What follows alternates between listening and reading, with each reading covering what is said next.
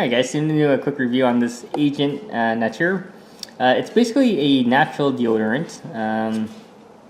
Some people ask me about things like this, so here are the ingredients. As you can see, that's so it's got like baking soda, it's got like lavender, some essential oils that are in there. So let's open this up.